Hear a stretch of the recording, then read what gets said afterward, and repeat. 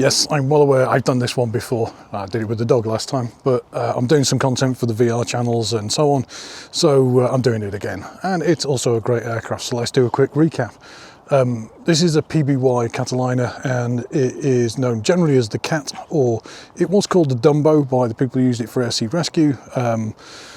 And it was occasionally called the Black Cat because there was a squadron of them that used to be painted completely black that used to go out in Southeast Asia and cause all kinds of problems for the Japanese. They'd literally just appear out of the darkness because it was very good at low flying, do incredible amounts of damage, and then just naff off into the distance. It's an amazing aircraft. I know a lot of people really like this. It did a great job in search and rescue, partly because you've got things like these great big blister windows at the back.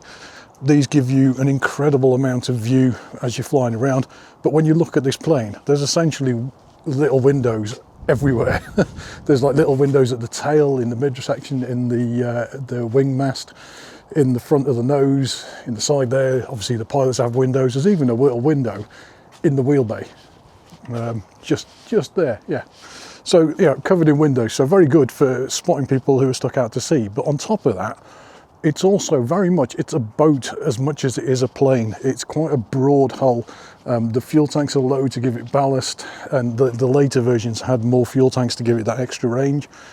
And it could float quite happily for quite a long time. In fact, the very, very first versions of it didn't even have wheels, so that was a later addition.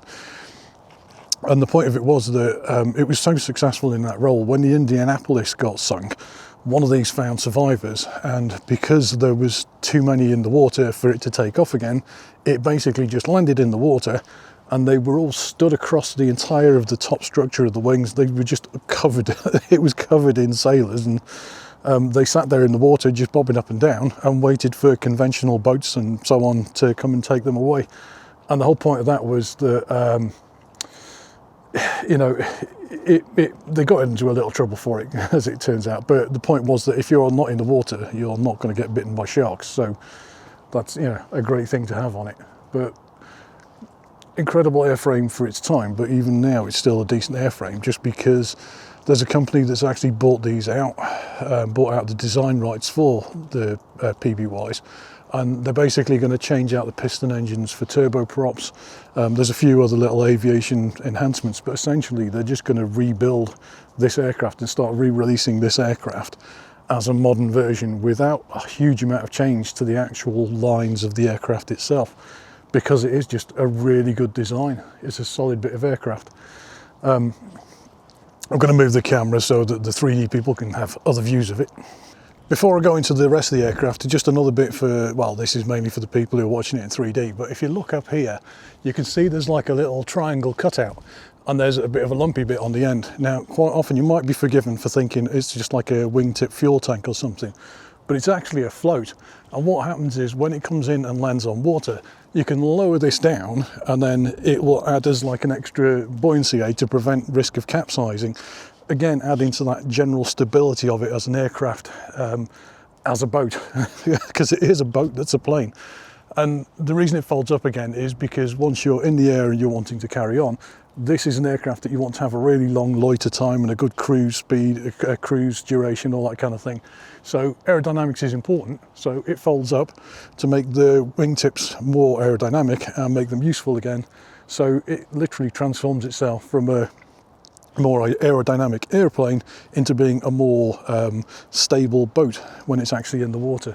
So again, you know, one of those modifications that makes it into quite an impressive amphibious aircraft. But there's a couple more, so let's go and have a look.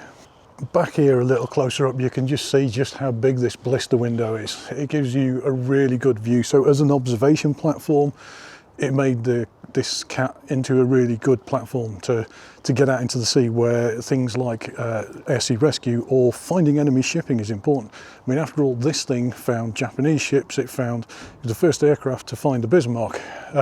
There is some argument about that, because technically a Spitfire found it when it was in one of the fjords, but once it set off out into the Atlantic and it was off to try and cause chaos, it was one of these that found it and ultimately led to the Bismarck becoming a coral reef.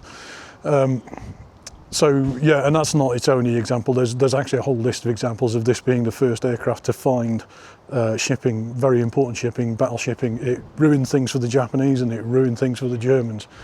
But also it saved an awful lot of pilots, because great observation, and also in even fairly rough seas you can still land this thing and pick people up. I mean, once it hits the water, it's a boat.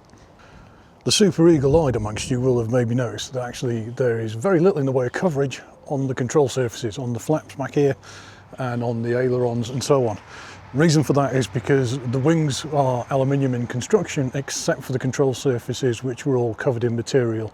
So it's simply that the material isn't on this one, and that's the reason why they don't look particularly effective right now. But normally you would have complete coverage of all of this, like spars and everything else that you've got up here, but that's why. In terms of the technology of the Cat, that's probably as much as I'm going to go into now. It's also been used as a firefighting aircraft, partly because of this whole ability to just land on water, scoop up a bunch of water and go and quickly redeploy it on a flyer, which makes it a very good aircraft in that role. In fact, I think it's still operating in that role, but there is, like I said, a company that's going to be making new versions of these. I'm going to keep my eye on that. So hopefully this airframe is going to be seeing service for quite a long time to come, even if it is in a slightly modified and modernised version, but why not? You know, there's plenty of other aircraft out there. I mean, like the Chinook, you know, it's nearly 100 years old and it's still going. Well, it's not nearly 100 years old, but the planned lifespan of it is to go beyond 100 years. Anyway, hopefully this will also see quite a lot of longevity. Not this one, this is parked now and staying here. But what I think I might do in future is do some of the stories that this was actually involved in, because this has been such an integral part, especially of the Second World War, that there's quite a lot of stories of actions that this was involved in. So if I revisit this aircraft, it'll probably be to go through some of those rather than to talk about the technology of the aircraft itself. Anyway, see you in the next one.